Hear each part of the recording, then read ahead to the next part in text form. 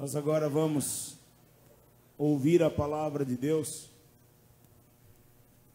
E o homem que vai trazer a palavra, o servo de Deus que vai trazer a palavra, é o pastor João de Souza, João Antônio de Souza Filho.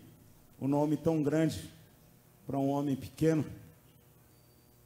Mas o pastor João nós conhecemos, é conhecido de todos nós, há muitos anos, desde a década de 80. E o pastor João foi um dos precursores da maneira como nós louvamos a Deus no Brasil. Ele, juntamente com outros homens de Deus, introduziu na igreja esta maneira que nós temos até hoje de louvar ao Senhor. Nos ensinou o que é adoração. E nós podemos aprender muito com ele. Então, quando esse projeto foi idealizado, a primeira pessoa que nós pensamos em convidar para transmitir a palavra de Deus foi o pastor João. Então, eu gostaria que nós, como igreja, recebêssemos com todo o amor em nome de Jesus Cristo.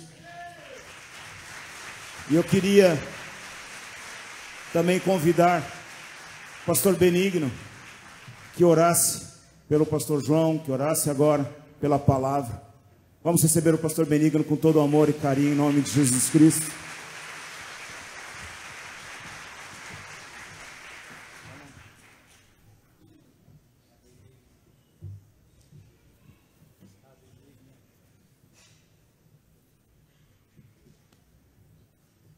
Senhor, em nome de Jesus, aquele que antes de ser preso naquela noite cantou um hino com seus discípulos, para algumas horas depois ser preso. Em nome dele, eu oro pelo meu querido irmão João, para que tu uses nesta noite de uma forma gloriosa para transmitir aquilo que está no teu coração, ó Pai, e em nome de Jesus abençoando e usando o teu servo como a peça importante nessa noite para falar aos nossos corações.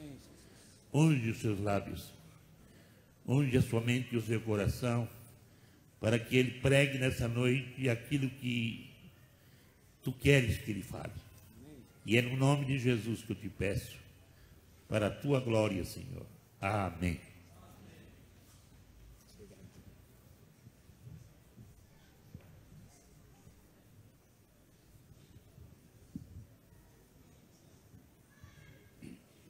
Eu quero essa noite agradecer a honra que me foi dada de ser o preletor dessa noite de festividades aqui nessa igreja e saber que esse projeto trouxe irmãos de várias localidades, de vários lugares. E muito alegre em ver o Benigno. Sempre que eu via o Benigno, eu cantava para ele: Benigno, misericordioso, misericordioso é o Senhor. Uma música que o Donaldo Stoll e o Asaf fizeram em 1978. Então, é o Benigno. Ele continua benigno, né? E alguns filhos dele estão aqui, filhos espirituais. Uma alegria também ver o Elvés. Para mim foi uma surpresa ver o meu amigo. Lá em Minas chamam ele de Zé. Eu chamo ele de Elvi, que fica mais americano, né? Elvi. O Elvésio, a Cristina, sua filha, seu filho estão aqui hoje presentes, que maravilha. Também uma alegria de ver nosso velho Messias. Messias ressuscitou, está aí, ó. O Messias e a Creuza, o Jonas, e muitos outros irmãos que eu poderia citar o nome, não é? O Nelson, eu já não o reconheceria mais.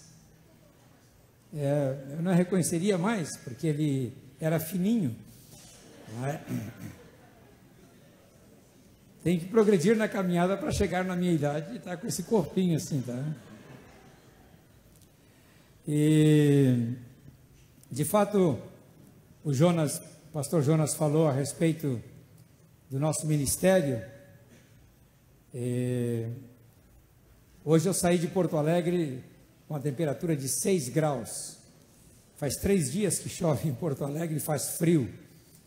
Então vocês imaginem eu descer aqui no aeroporto de Congonhas com uma camisa por baixo, uma camisa de pelúcia, um cachecol, um casaco de couro, uma meia de lã. Como é que eu me senti meia hora depois, né? E aqui está uma temperatura gostosa, com toda essa ventilação, mas vou orar para que venha esse friozinho para cá amanhã e pega um pouquinho vocês aí. Pelo menos eu posso usar minhas roupas que eu trouxe. Posso usar as roupas que eu trouxe. Eu não sou muito acostumado a pregar em púlpitos dessa altura, porque esses púlpitos identificam geralmente o tamanho do pastor. Mas é bom como suporte para colocar a Bíblia em cima. Nesses últimos anos, nós escrevemos muitos livros, são 41 livros que foram publicados, mas nem todos estão circulando, a maioria já está esgotada. E eu queria muito ter trazido hoje o meu livro, o livro de ouro do Ministério de Louvor, que ganhei o prêmio Areté em 2011, como melhor livro na área de louvor e adoração, e achei lá em casa um apenas. Liguei para a editora disse que hoje estava chegando aqui da Imprensa da Fé, lá para Santa Bárbara do Oeste, onde está a editora. Então não dava tempo de eu pegar os livros, trouxe um volume ali apenas, não é? E eu tenho outros livros ali, para pastores, na batalha espiritual, dons espirituais, uma série sobre a família, os dramas das famílias da Bíblia, tem sobre dons espirituais, tem vários livros na mesinha, aqui quando você sair do lado direito. Há 2 anos atrás eu terminei também uma enciclopédia sobre todos os poemas e cânticos da Bíblia. Quer dizer, passei um pente fino em todos os cânticos e poemas da Bíblia e comentei cada um deles. Mas esse livro já terminei, agora só será publicado no mês de outubro. Então, a partir de outubro, vocês terão um outro livro, todos os cânticos e poemas da Bíblia. Você vai abrir um poema, um cântico de Apocalipse, vai achar um comentário. Vai abrir um salmo, vai achar um comentário. Então, é uma espécie de uma pequena enciclopédia. A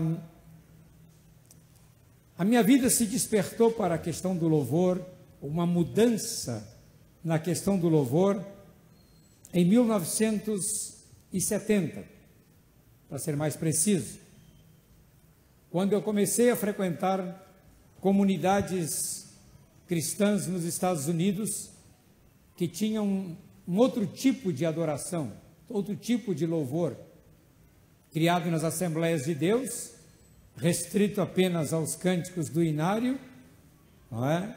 E cheio de restrições e dogmas. Ali eu conheci um povo diferente.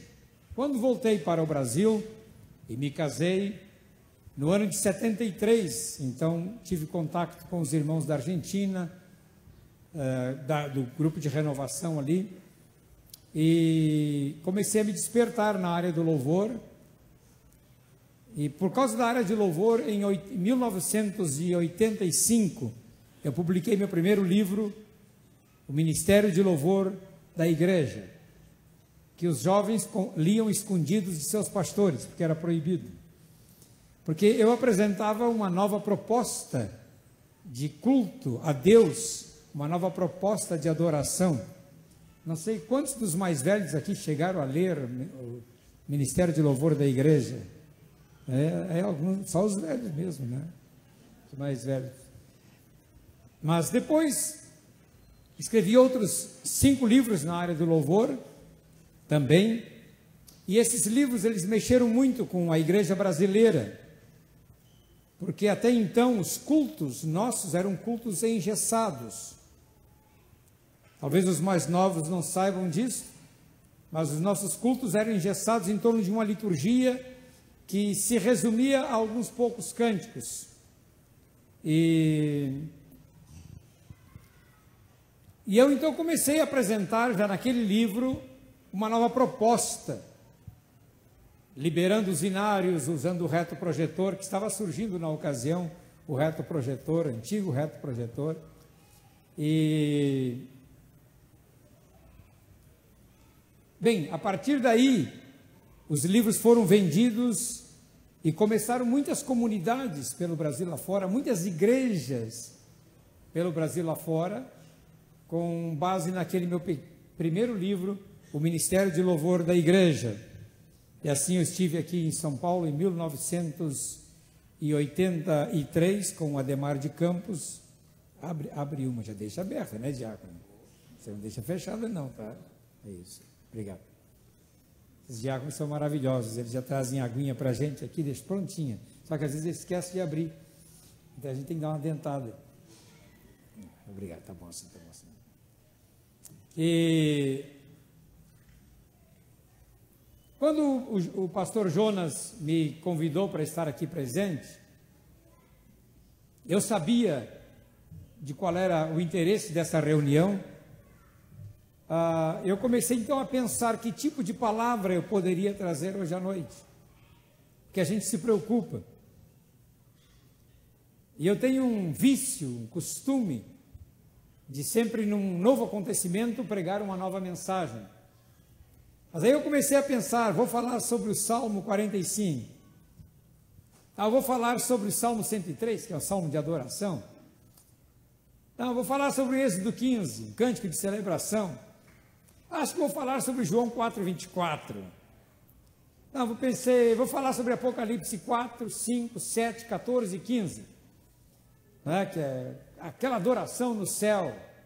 E aí a minha mente começou a percorrer, né, todos os cânticos de adoração que tem na Bíblia. E para mim seria muito fácil pregar sobre eles. Mas ao longo desses últimos 40 anos, se eu posso assim dizer, 35 anos, eu comecei a ver um sério desvio na vida de louvor da igreja.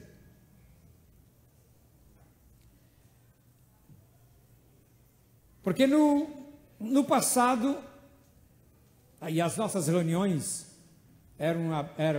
o pessoal cantava porque tinha vida. Hoje muita gente canta porque tem o método. Quer dizer, nós voltamos, o velho ciclo se fecha, né? Assim como na igreja tradicional você canta porque tem um método, nós começamos a cantar porque tínhamos vida. Este cântico que vocês cantaram aí, alegre, alegre é o povo, eu ensinei a coreografia para a juventude, porque eu era jovem, né? Hoje já não sou mais aquele jovenzinho. Ensinei a coreografia, me deu vontade de vir aqui ensinar a coreografia aquela hora, né? De como é que a gente canta alegre, alegre, que é 2 pulinhos para a direita, 2 pulinhos para a esquerda. E a gente cantava com vida. Os cantores da igreja que começaram a surgir na época, eles pagavam do seu bolso para gravar os velhos bolachões, os velhos discos de vinil, para que a igreja brasileira fosse abençoada. A igreja brasileira era abençoada através dessas gravações, das fitas cassete. E eu mesmo presenciei, na ocasião, numa ocasião, aí há quase 30 anos atrás, a ZAF doar mais de 300 fitas cassete numa igreja em Fortaleza, no Ceará, que nós fomos juntos ministrar, porque o povo não tinha condições de comprar, e ele simplesmente doou. E eu achava isso muito lindo, porque havia uma preocupação em todos nós de ver o reino se expandir, de ver o reino crescer. E o reino crescendo é maravilhoso. Mas aí eu comecei a ver alguns desvios na vida da igreja, desvios muito sutis, mas que ao longo dos anos foram se alargando e se tornando muito evidentes. Eu que viajava pelo Brasil, por toda parte, e vinha de ônibus de Porto Alegre para Brasília, São Paulo, porque não tínhamos dinheiro para pagar avião era muito caro, a gente recebia convite de uma igreja, não se interessava se a igreja vai dar oferta, se não vai dar oferta, nós vamos para louvar o Senhor, paga do bolso mesmo, não é? E a gente, aquela vida simples que os cantores tinham no passado, e os pregadores também, porque houve um momento que eu tive que me definir entre ser pregador e cantor. Quando quiseram me gravar, porque eu tinha uma voz bonita, não é? Quando quiseram me gravar, eu disse, não, prefiro ser pregador, porque as duas coisas não dá para conciliar. E então, e um dos cânticos que nós cantamos hoje à noite, Deus me deu em 1982, na presença dos anjos, a ti cantarei louvores. Então eu comecei a notar, a partir do ano 2000, uma mudança no mundo espiritual. Eu fiz uma análise da igreja, e essa análise está no meu site, sobre a igreja dos anos 60 até o ano 2000. E depois uma segunda análise de 2000, que eu escrevi em 2010, de 2000 a 2010. E nós percebemos que houve uma mudança no mundo espiritual que afetou a vida da igreja, de seus pastores, pregadores, e de seus grupos de louvor e dos cantores. Afetou em vários sentidos. Por exemplo, a mensagem da palavra de Deus se tornou mais fofinha, mais light, para não ofender. Então ela é uma mensagem assim bastante diluída, não há confrontação com a palavra de Deus, porque os pastores não querem mais confrontar o pecador, porque querem ter o pecador que continue como pecador na igreja. Os grupos de louvor descobriram um filão mercadológico, e aí começaram a, junto com as gravadoras são as maiores culpadas, a impor os seus cachês altíssimos. E eu venho denunciando nos últimos 10 anos sobre os cantores que chegavam a cobrar 75 mil por uma noite, dignos de serem denunciados ao Ministério Público Federal. Tal a riqueza que acumularam em um ano. Felizmente, alguns deles já se apagaram e caíram no ostracismo, mas outros sempre se levantam para ocupar o lugar daqueles. Mas também de pregadores. E conheci vários deles, um deles com 28 anos de idade, ele disse que podia parar de pregar porque já estava rico. Ele cobrava 15 mil por uma pregação, daqueles que chamam os anjos, que avisa que tem um anjo do seu lado, aquela coisa toda, que é o que o povo gosta. Então a igreja, ela entrou numa situação muito perigosa, porque ela começou a seguir dois extremos, o extremo do liberalismo e o extremo do radicalismo. E de repente eu me vejo pastor numa igreja que estava muito radical, mas por outro lado eu estava pregando em igrejas que estavam muito liberais. E isso traz uma certa confusão na sua cabeça. Como é que você vai se comportar? Como é que você vai continuar sendo pregador da palavra de Deus? Então eu pensei, para hoje à noite, estava orando, e Deus me deu uma palavra muito simples para trazer para vocês. uma volta ao amor a Deus. Porque é essa volta que faz com que a gente tenha um louvor puro, genuíno. Sabe, esse desejo de servir a Deus. E eu quero compartilhar com vocês Jeremias, capítulo 2. Eu pedi que vocês abram aí, por favor. Eu cheguei a quase não pregar essa pregação hoje à noite, porque eu achei ela muito dura, muito pesada. Mas aí, se eu não pregar, Deus vai cobrar de mim. Então, eu vou pregar de uma vez, e amanhã já vou embora para outra igreja. Jeremias 2, versículos 1 a 8. A mim me veio a palavra do Senhor dizendo: vai e clama aos ouvidos de Jerusalém. Assim diz o Senhor: lembro-me de ti, da tua afeição quando eras jovem, da tua beleza quando eras jovem, e do teu amor quando eras minha noiva, e de como me seguias no deserto, numa terra em que se não semeia. Deus está dizendo assim: eu me lembro de ti porque tu me amavas tanto, que mesmo na secura do deserto, mesmo sem ter água e sem ter comida, tu me seguias. Versículo 3. Então Israel era consagrado ao Senhor. Esse então, ele aponta para o tempo. Naquele tempo, ele está dizendo.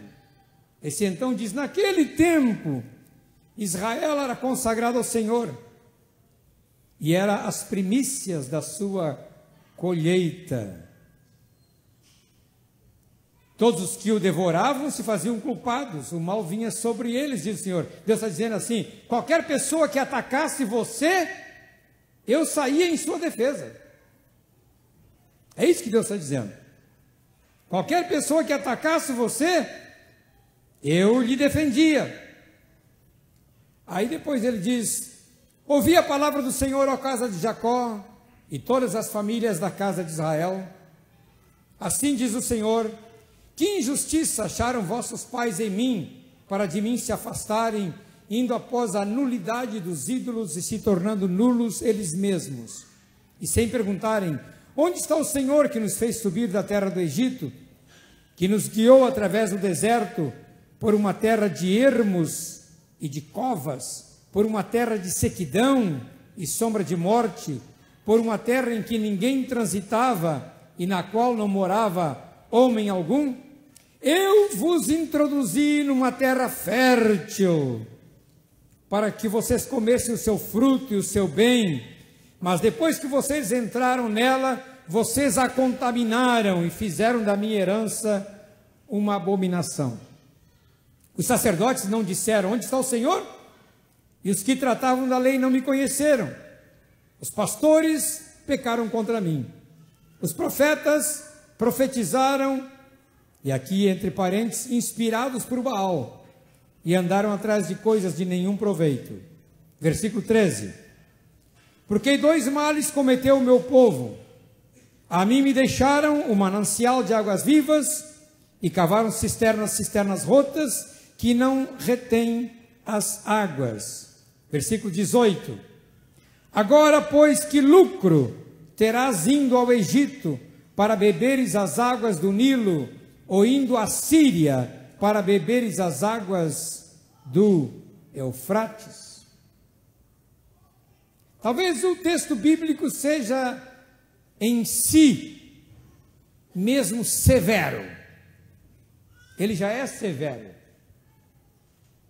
Porque nas escrituras de Jeremias, de Ezequiel, nas escrituras de Amós, de Oséias, nós encontramos muitos textos com muita severidade, Deus falando com muita severidade, com muita dureza. E esse texto de Jeremias expõe o coração de Deus a nosso respeito. Se eu tivesse que colocar uma mensagem, um título aqui, eu colocaria: quando Deus se sente chateado. Quando Deus fica chateado.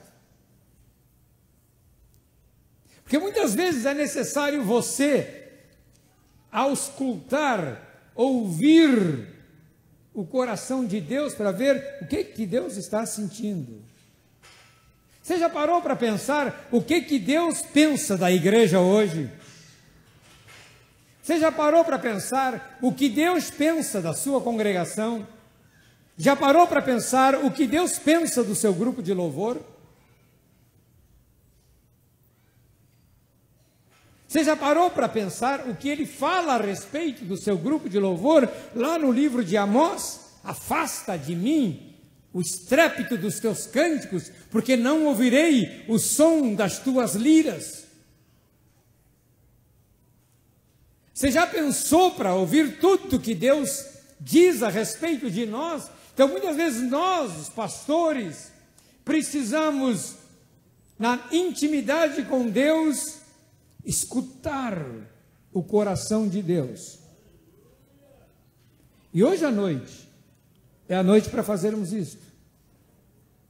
Porque nós trouxemos uma linha melódica que nos remeteu aos anos 80 e aos anos 90. Não é um saudosismo, mas senão uma volta ao purismo, uma volta a cânticos que eram mais puros. Porque hoje eu tento entender algumas melodias e alguns cânticos e não consigo entender, porque nesses 30 anos se perdeu o prazer de se cantar, porque as pessoas se apresentam no púlpito só com interesse pessoal. Perdeu-se a vida de integridade, e a vida de integridade agora parece ser coisa do passado. Perdeu-se a simplicidade da arte e criou-se a arte sem simplicidade. Desculpe a frase de efeito, mas nós perdemos a simplicidade da arte. E eu vejo isso em algumas denominações, que eu já fui, quando eu saio para pregar em algumas denominações, e eles dizem: então vamos louvar ao Senhor. E aí cada um vem e coloca, vocês não são acostumados a isso, mas colocam o seu playback, né? E a pessoa canta com o seu playback, além de cantar desafinada, né? Desafina do playback, né? A música toca numa direção, ela canta na outra direção, achando que está fazendo uma grande coisa, enquanto a verdadeira arte seria apresentar-se na plataforma com um violãozinho, ou com um cavaquinho, ou com um pandeiro, ou com um sininho, com o que você sabe, para louvar ao Senhor. Essa é o que eu chamo de arte simples, simplicidade da arte. Perdeu-se nesses últimos 30 anos muita coisa, e permitimos que se expandisse pela igreja o espírito de Balaão, que é o espírito da usura, da cobrança, e o espírito de Gease, que é o espírito de arregalar o olho em torno da riqueza. Então, quando Deus colocou essa palavra no meu coração, ficou bastante claro esse texto de Jeremias.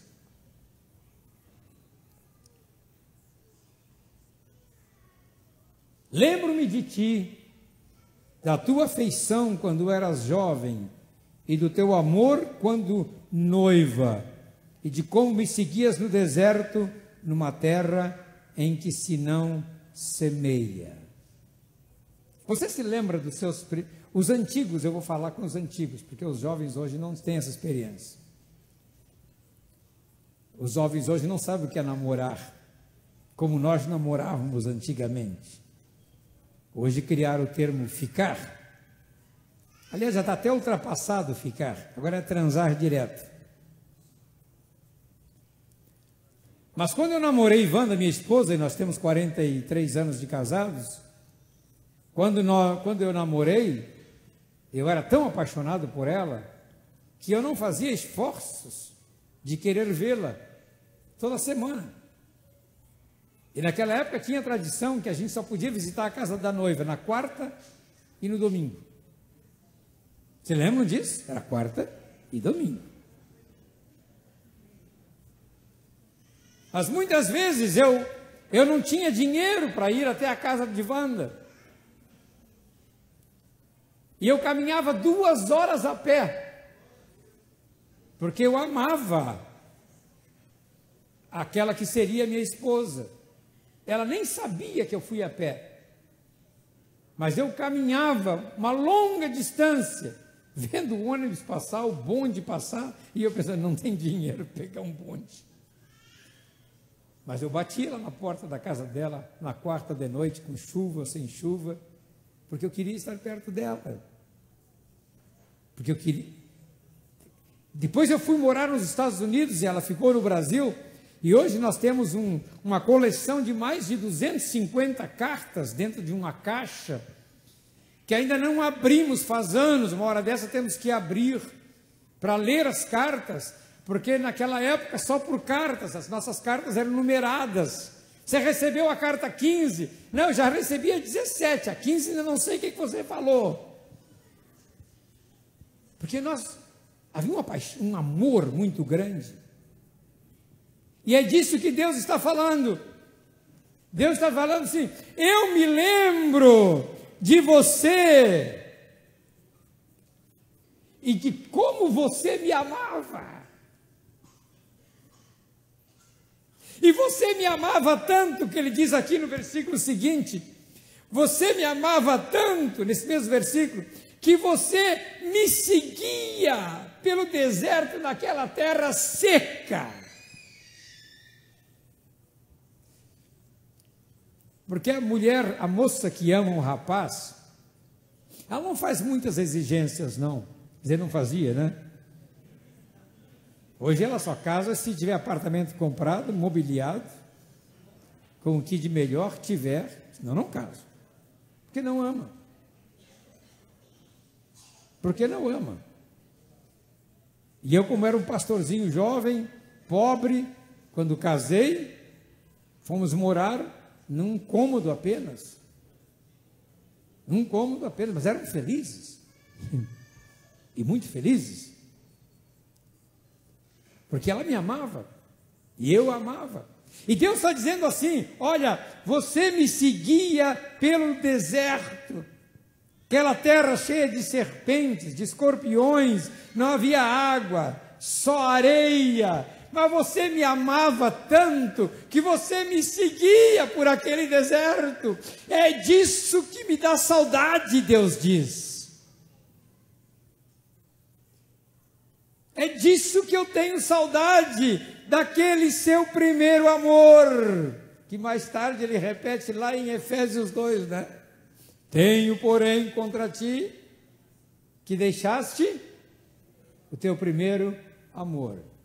Já não amas como antigamente. Teu amor hoje é por interesse. Você vê como é que as mulheres escolhem os maridos hoje? É uma série de exigências.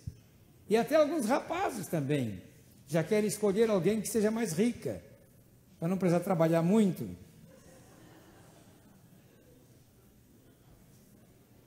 Olha o que Deus diz, e eu chorei em cima desse texto. Chorei em cima desse texto.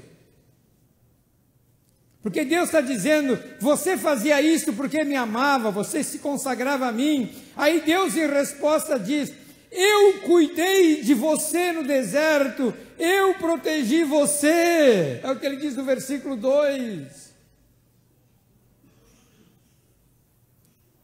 Ele diz que nos guiou através do deserto por uma terra de ermos e de covas, por uma terra de sequidão e sombra de morte, por uma terra em que ninguém transitava, e na qual não morava homem algum, deserto mesmo, nem choupana de beduíno havia. E Deus cuidou daquela que o amava.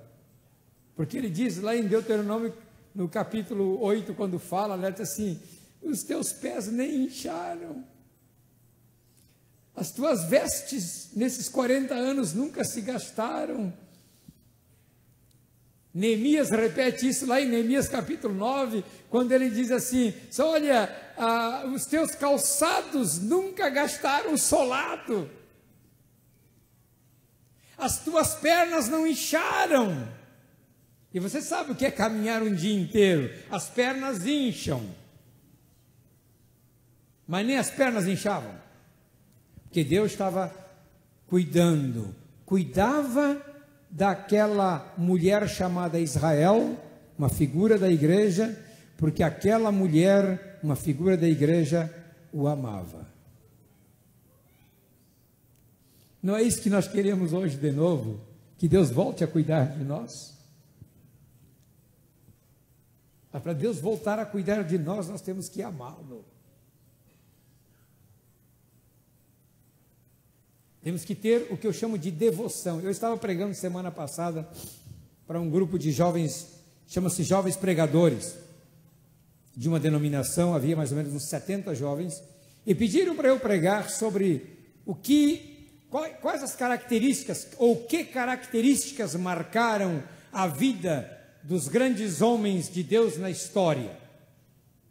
E eu li a vida de comecei a ver a vida de todos eles, desde Pedro, João, Paulo, e fui lendo a vida de Justino Mártir, passei por Agostinho, cheguei cá em Wycliffe, em João Hus, e cheguei em Lutero, em Simon Menon, em Wesley, e vim caminhando pela história, e filtrei o que marcou a vida desses homens. E encontrei uma palavra no verso: devoção. Eram pessoas devotas, tinham devoção a Deus. Essa palavra devoção está muito católica romana, mas ela precisa voltar para ser católica apostólica de novo, para a igreja, porque é devoção. Um devoto de Maria, por exemplo, minha mãe era devota de Maria, então a mamãe não cortava os cabelos na igreja católica, só usava vestido comprido, ia para a missa de véu, e os filhos todos, as filhas receberam o nome Maria, todas têm Maria, e os homens todos, nós lá em casa temos João. Então João de Souza lá em casa tem 3, tá bom? Eu sou um deles. O que distingue é o nome do meio, o Antônio no meu caso, mas o resto é tudo João, porque ela era devota de Maria, e devota de Maria tinha que fazer não sei quantas rezas, e tinha compromissos diários, era uma devoção. E o que está faltando hoje na igreja é o que nós chamamos de devoção. Mas quando Deus olha para a igreja hoje, o que ele vê? Como é que nós estamos nos comportando? Hoje, esse aparelhinho aqui que se chama celular, ele está grudado na mão dos adolescentes. Parece que tem uma cola aqui, super bond, não sai daqui. Mesmo que não esteja conectado à internet, a pessoa anda com isso aqui assim. Vendo se chegou alguma mensagem, chegou alguma coisa. Quanto tempo as páginas sociais roubam do nosso tempo? E eu vi como as páginas sociais estavam roubando o meu tempo. Porque eu me levantava pela manhã, depois do meu devocional, vou ver o que eu tenho de e-mail. Abro o Outlook. Vou ver o que tem de e-mail. Muito bem. Vou ver o que rola aqui no Facebook. Vou ver o que está acontecendo aqui neste LinkedIn, que é uma outra página que eu tenho. Está mais gente aqui. Você vai, daqui a pouco, quando você vê, você se envolve. E eu resolvi me disciplinar, abrir de manhã e à noite, para ler alguma mensagem pessoal que me mandam, não para curtir, porque eu descobri que tem muitas coisas roubando a nossa devoção a Deus. E é disso que o Senhor, que Deus está falando aqui nesse mesmo texto, quando ele fala que nós estamos, versículo 5, assim diz o Senhor, que injustiça acharam vossos pais em mim, para de mim se afastarem, indo após a nulidade dos ídolos. Quais são os ídolos modernos hoje? Essas coisas todas. E se tornando nulos eles mesmos. Eu nunca vi uma geração tão pobre como a geração das redes sociais. Pobre na escrita, né? Fazem até piada aí a respeito de coisas da Bíblia, dizem bobagem, porque um diz uma bobagem e o outro acredita na bobagem e passa adiante aquela bobagem. Então eu vejo que nós estamos seguindo a outros deuses, que a Bíblia chama aqui aqui tem um lugar que ele fala de Baal, mas não é o Baal. Nós estamos seguindo deuses, são todas aquelas coisas que ocupam o lugar que Deus deveria ocupar na nossa vida. Esses são deuses. E a igreja vem aos poucos, a igreja vem se afastando, ela foi se distanciando de Deus.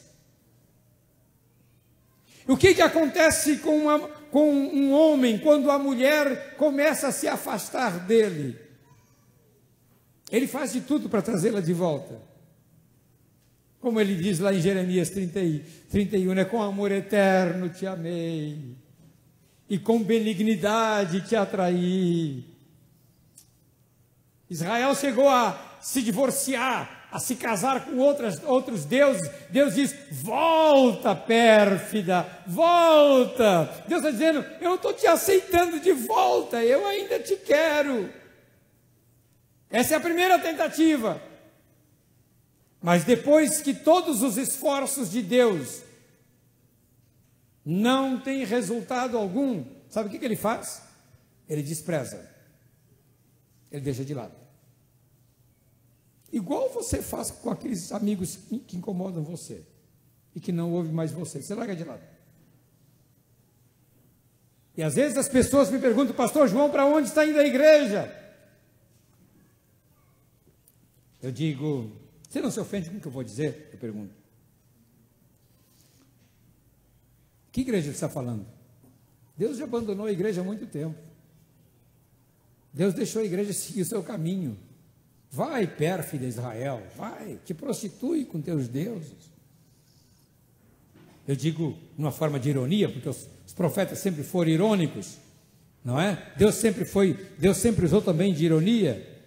Deus largou de lado, na realidade, Deus não largou de lado, porque sempre no meio da igreja caída, no meio da igreja apóstata, sempre Deus tem o seu remanescente fiel. E o meu sonho hoje aqui é que Deus encontre nessa geração um remanescente fiel que vai prometer ser fiel a Ele, adorá-lo, dedicar-se intensamente a Ele. Dedicar-se a Ele.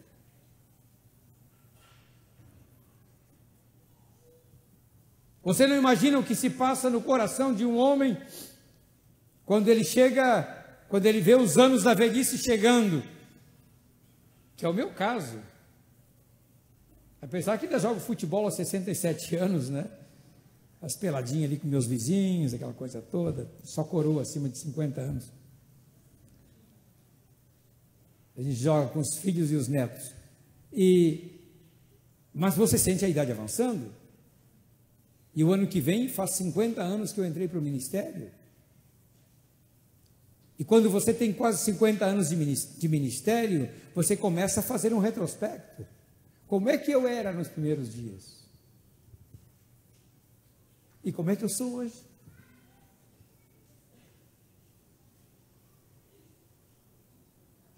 E aí eu me lembro do meu tempo, antes de ir para o seminário, que eu fui para o seminário em Pindamonhangaba aos 17 anos, mas com 16 anos de idade, pegando meu acordeão, indo para o centro de Porto Alegre, para a Praça Central, abria meu acordeão e tocava a gaita, e evangelizava e ganhava pessoas para Cristo.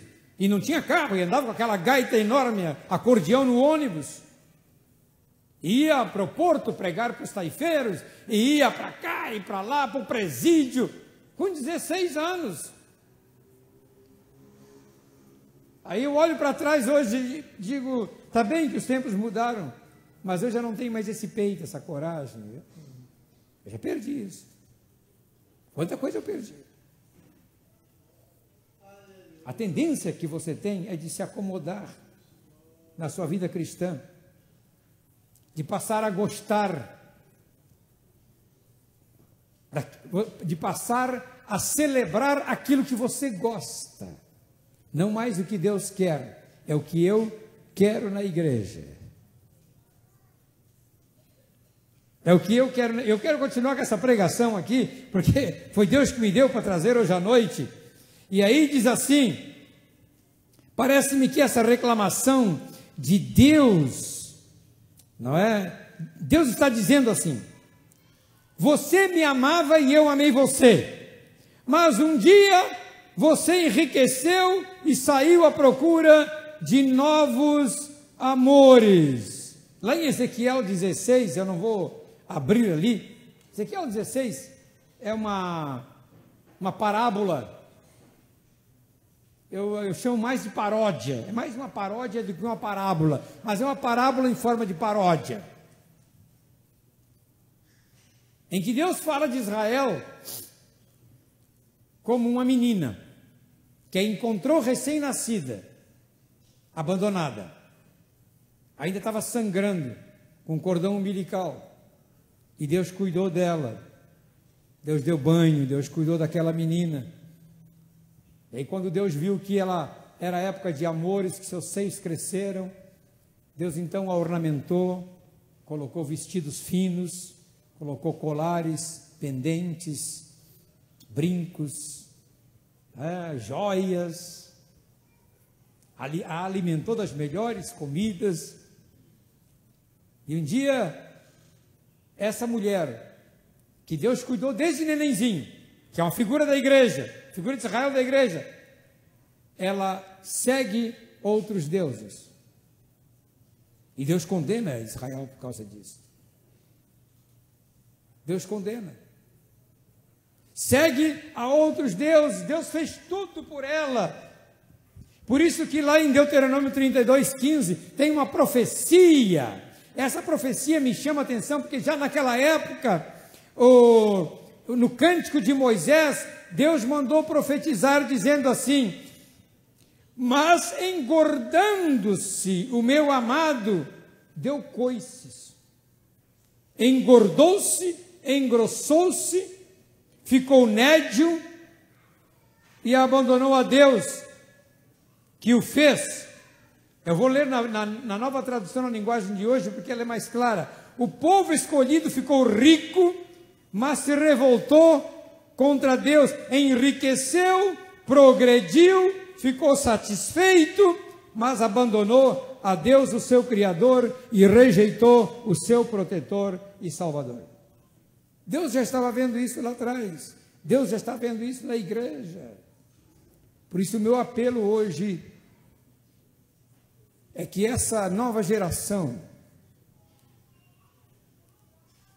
procure imitar a antiga geração. Eu sei que nós gostamos muito dos ícones da música gospel, do que rola por aí, as músicas. Mas, gente, quando você olha para as músicas que esses caras cantam, não tem nem poesia, não tem nada, não tem beleza, porque não amam a Deus.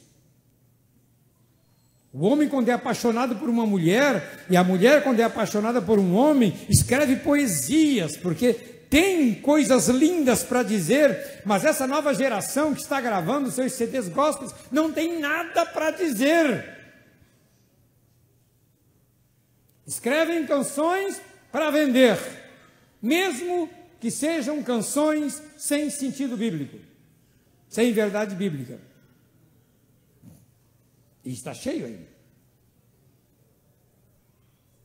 E os internautas que sabem que eu escrevi a respeito me mandam as suas letras, ou mando eu fazer juízo de tais letras. Pastor, faça um comentário sobre essa letra, o que o senhor acha?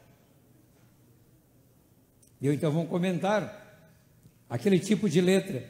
Mas deixe-me dizer uma coisa.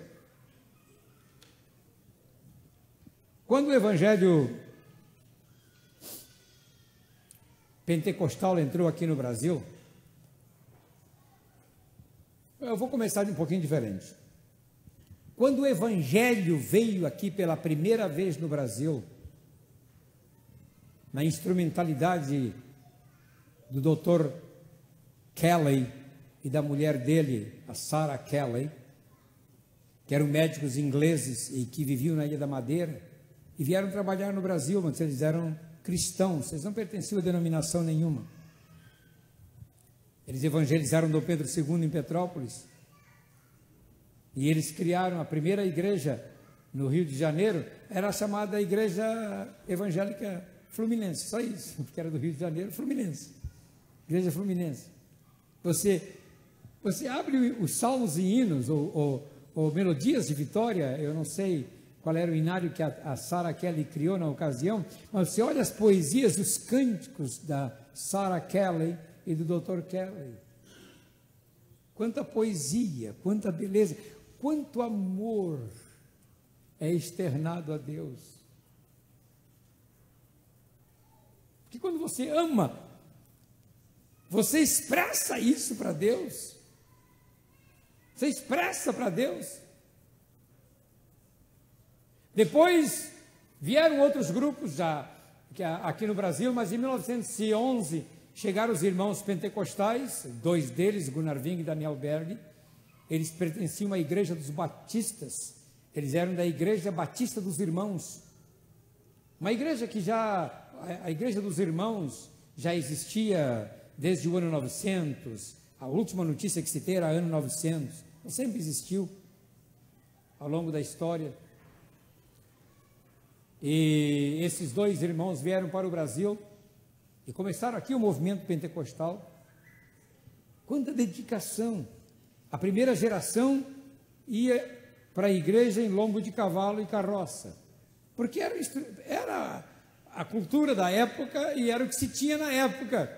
A segunda geração já foi um pouquinho mais rica, tá? Já ia de bicicleta e naqueles velhos Ford Bigode, aquele Citroën antigo, tá? De 1940.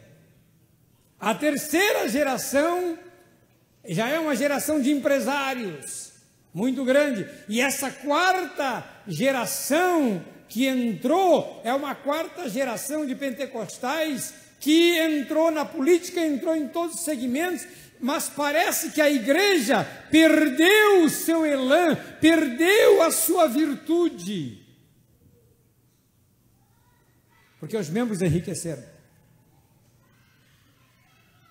E são poucos os membros de igreja que enriquecem e continuam sendo fiéis a Deus nos seus dízimos e ofertas.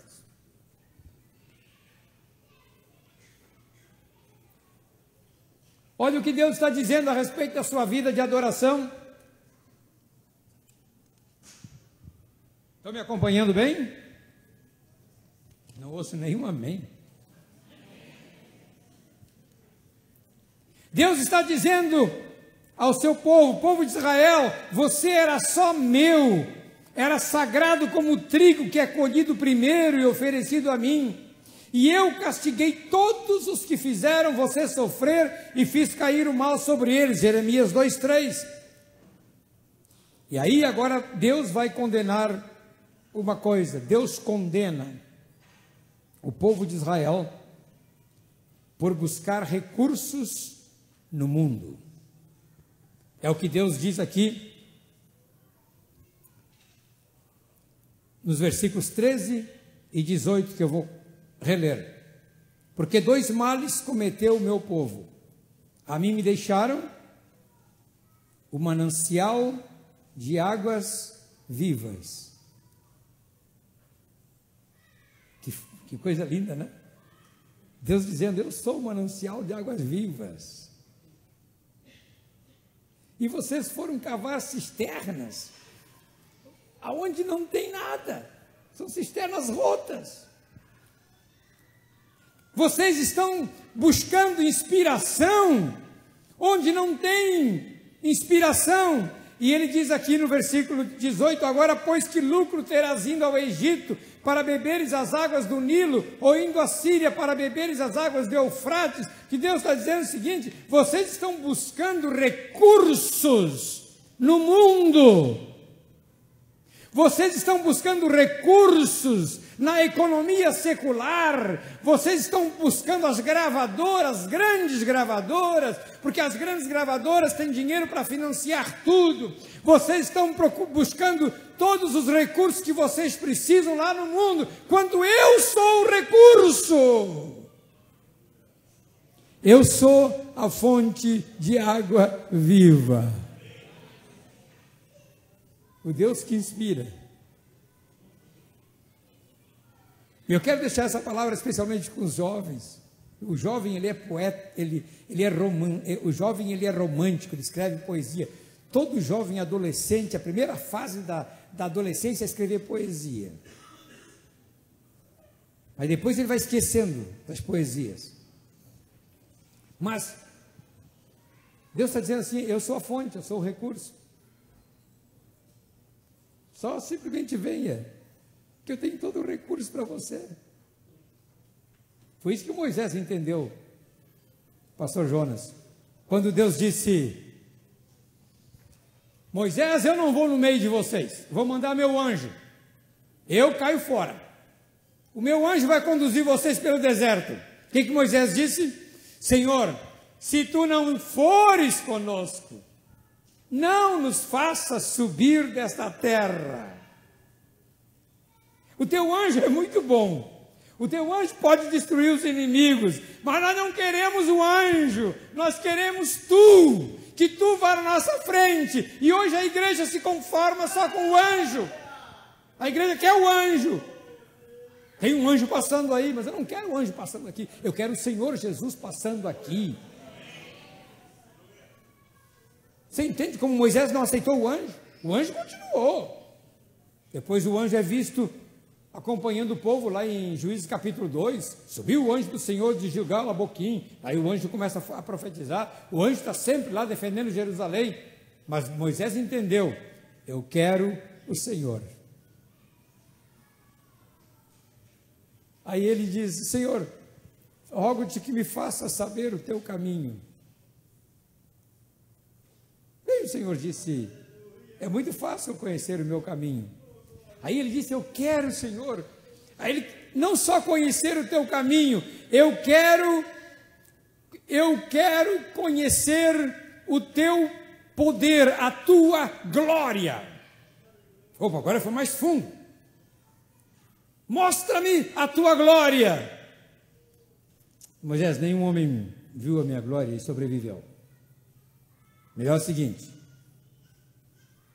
sobe ao monte, vou te colocar na fenda da rocha, e lá na fenda da rocha, quando eu passar, eu vou colocar a minha mão por cima, e tu me verás pelas costas, mas a minha glória não verás.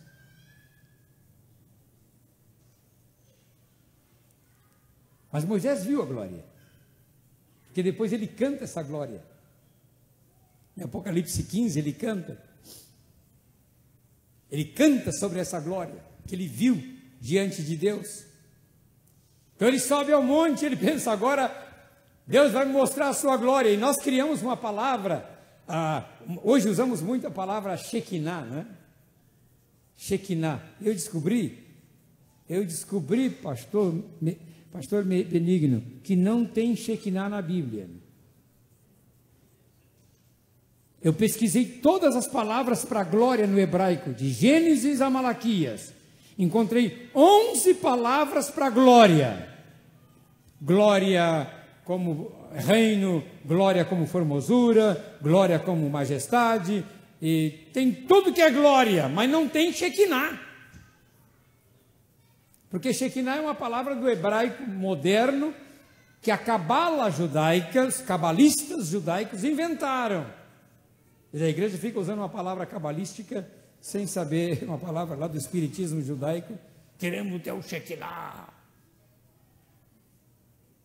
Mas Moisés não pediu para ver o Shekinah, Jonas, ele pediu para ver a glória.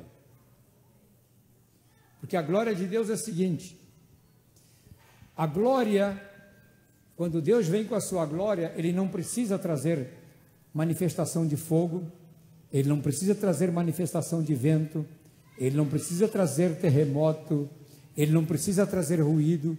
Quando Deus vem com a sua glória, Ele vem com a sua presença. E glória aí significa kabod. O kabod é a presença de Deus desce. Se a presença de Deus começar a descer aqui, ela vai afastando todo o pecado, e vai afastando toda a iniquidade, e vai tirando toda a impureza, porque diante dele não fica impureza nenhuma, diante da sua glória tudo é consumido. E é isso que Deus quer fazer com essa nova geração. Deus quer trazer o peso de glória sobre a sua vida, que você não tem mais vontade de pecar. Deus quer trazer o peso de glória sobre a sua vida, que você só tem vontade de servir a Ele, de glorificá-lo, de ler a palavra, de cantar em língua estranha, de cantar no Espírito Santo. Você tem vontade de estar sempre junto de Deus. Mas onde é que nós estamos indo? Buscar inspiração no mundo. Pergunta para os bateristas, em quem é que eles se inspiram? Quando eles querem olhar baterista. Eles não olham só no Laboriel, que foi o maior baterista evangélico que teve nos Estados Unidos.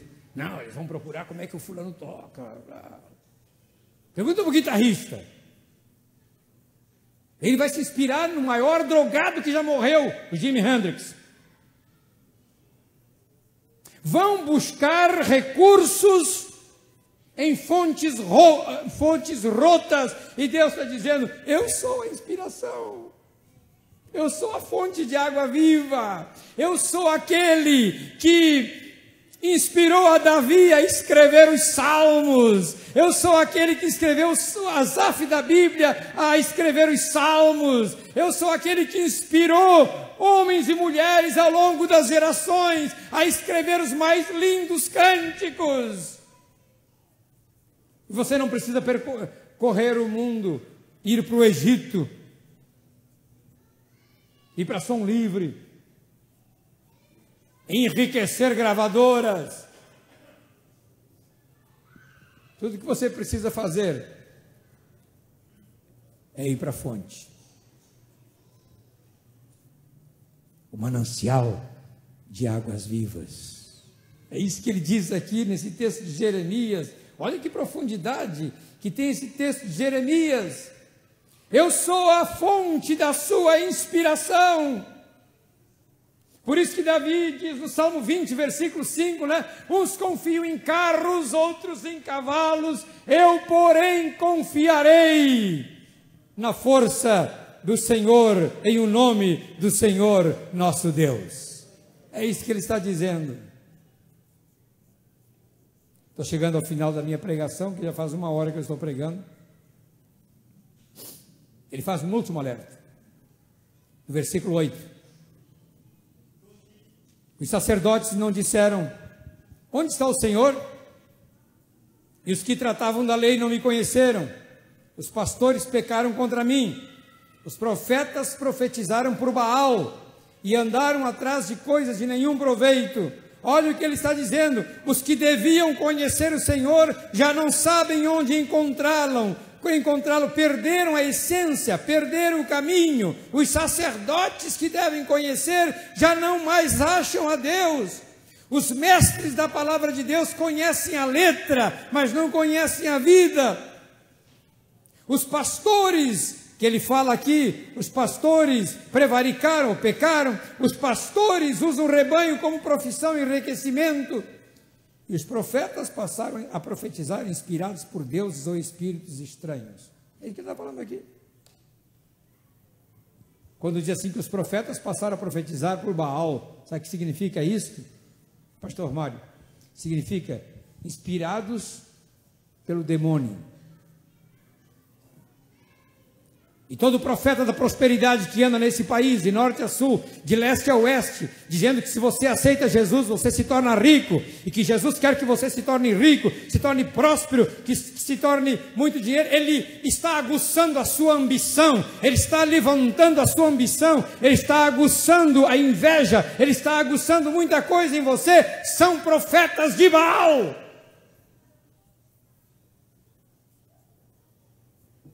Por isso que Deus quer uma geração, e eu vou usar a velha palavra que eu usei no início, uma geração de devotos, gente devotada, que não tem receio de passar um dia inteiro no salão da igreja, ouvindo a palavra de Deus, participando das reuniões, uma geração cheia de devoção, que marca reunião, ela está lá, marca louvor, está lá, marca ensaio, chega na hora, marca jejum e oração, está lá jejuando e orando, marca vigília, estão ali, porque é gente que está devota a Deus. É isso que nós queremos resgatar.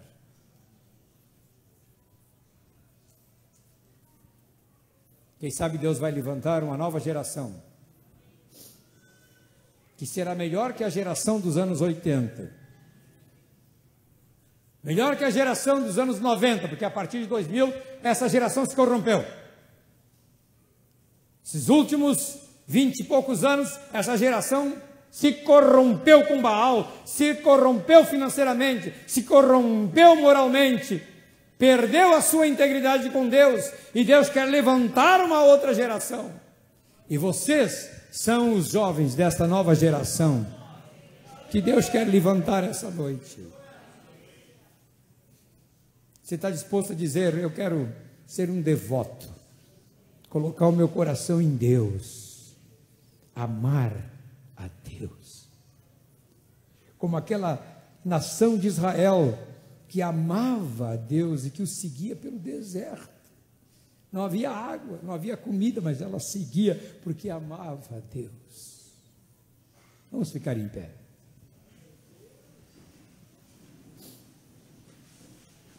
Aleluia. Eu gostaria de terminar essa reunião, essa minha pregação. Na realidade, se fosse por mim, eu gostaria que a gente terminasse dançando, mas a minha pregação não leva à dança. A minha pregação leva à prostração, leva ao clamor. Quem sabe vamos ter outro momento na reunião, que podemos voltar a dançar e a pular, mas essa é uma hora de contrição, de dizer: Deus, queremos voltar.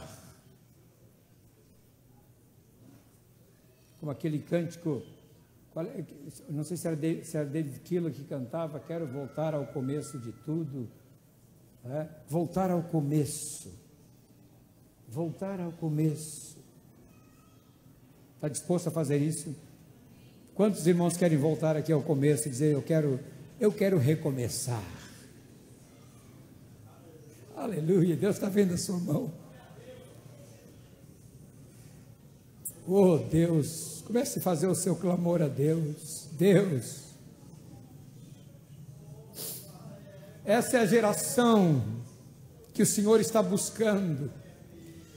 Senhor, aqui esta noite estão homens e mulheres, que é uma nova geração que quer te buscar, é uma geração que te ama, é uma geração que te quer bem, é uma geração que está disposta ao sacrifício, é uma geração que está disposta a te seguir, não pela riqueza, não pela facilidade, mas mesmo na dureza, mesmo no deserto, essa geração quer te seguir.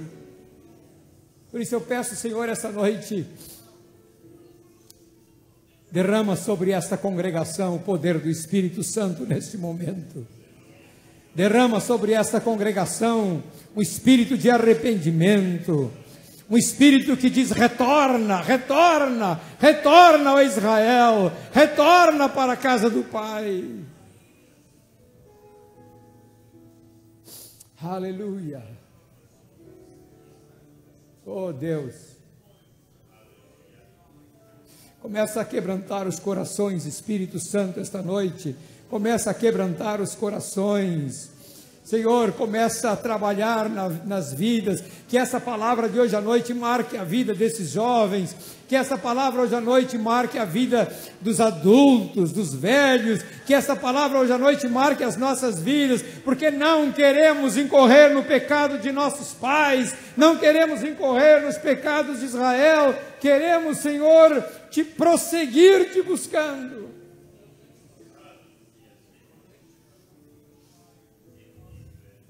Aleluia. Oh Deus.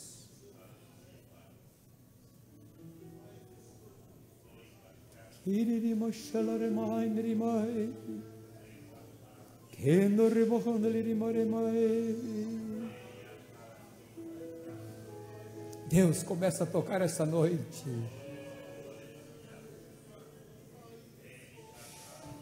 Em todas as gerações, Senhor, Tu tiveste homens que marcaram a sua geração, homens e mulheres que marcaram a sua geração. Levanta homens e mulheres aqui que marquem essa geração. Levanta homens e mulheres aqui que marquem esta geração, Senhor.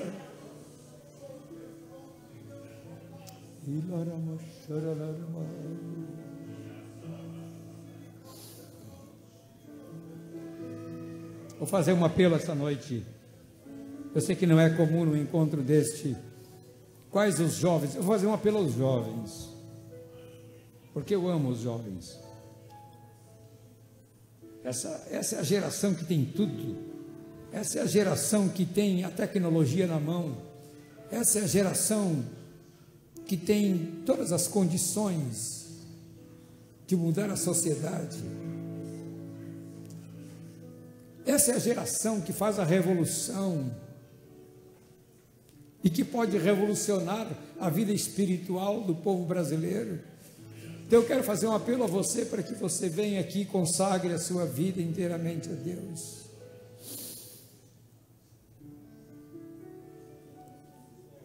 Enquanto nós vamos cantar um hino, você tem um cântico? Pode vir aqui à frente. Pode vir aqui à frente. Essa parte não estava no programa, por isso que eles não se prepararam. Aleluia. Vocês têm todos os instrumentos nas mãos de Deus. Vocês têm todos os instrumentos para serem diferentes nessa geração. Que maravilha! A geração que vai fazer a diferença, que vai ganhar o mundo. Porque nós somos uma geração antiga, ainda bitolada, mesmo com toda a renovação, ainda temos os nossos bitolamentos, mas vocês são a geração aberta.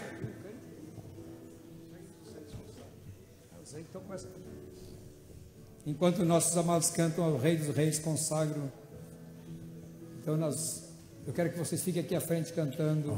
Depois vou orar por vocês. Consagro tudo que sou, e gratos louvores transbordam meu coração. A minha vida eu entrego nas tuas mãos, meu Senhor, pra te exaltar com todo o meu amor. Eu te louvarei, eu te louvarei conforme a tua justiça, e cantarei louvores, pois tu és altíssimo. Celebrarei a ti, ó Deus, com meu viver. Cantarei, contarei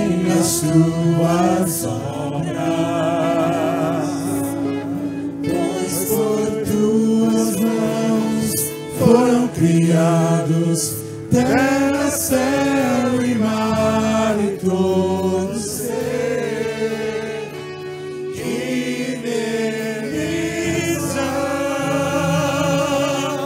Toda a terra celebra-te com cânticos de júbilo, pois tu és o Deus Criador. Toda a terra celebra-te com cânticos de júbilo, pois tu és o Deus Criador. Celebrarei a ti, com meu viver, cantarei, contarei as tuas obras, pois por tuas mãos foram criados terra, céu e mar e todo ser que nele está. Toda a terra celebra-te com cânticos de júbilo, pois tu és o Deus Criador. Toda a terra celebra-te com cânticos de júbilo, pois tu és o Deus Criador. Depois a gente canta a segunda parte. Eu quero orar com os jovens, porque eu sei que Deus vai levantar aqui uma nova geração, a geração que vai fazer a diferença. Deus está levantando. Pai, eu oro essa noite por esses jovens, moços e moças que aqui estão. Senhor, levanta uma geração que faz a diferença. No passado, o Senhor levantou mulheres que foram a lugares onde homens não foram. E no passado, o Senhor levantou pessoas que fizeram a revolução da sua geração. E essa noite, quando esses jovens se consagram a Ti, Senhor, nós oramos para que o poder do Espírito Santo venha sobre eles agora. Vem, Espírito Santo de Deus, sobre a filha dele. Senhor, eu peço que o Teu poder venha sobre a vida de cada um desses jovens nesta hora. Teu poder venha sobre eles agora, Pai. Que esta noite seja uma noite de marco na vida deles. Que eles possam escrever na sua agenda, que eles possam escrever na sua Bíblia: essa noite eu tomei uma nova decisão com Deus. Pai, eu oro pela vida deste moço, o André, porque ele vai levar adiante a paixão, o zelo, a poesia, a inspiração em forma muito maior do que o seu pai. E eu peço que dessa noite o Senhor o unja com o poder do Espírito Santo, para que ele suporte esses momentos de dificuldade, e que dessa hora de dificuldade saiam cânticos que glorifiquem o nome de Deus, saiam cânticos que exaltem o nome de Deus, não saiam cânticos de tristeza, nem de lamúria, mas de glorificação ao Deus Todo-Poderoso. Pai, nós oramos sobre ele agora, Pai. Oramos e profetizamos sobre o seu ministério, sobre a sua vida, porque os passos dele estão sendo guiados por Ti. Obrigado, Jesus. Pai, toma controle de cada vida aqui essa noite. Nós Te louvamos e Te bendizemos, e cantamos a Ti essa segunda parte agora.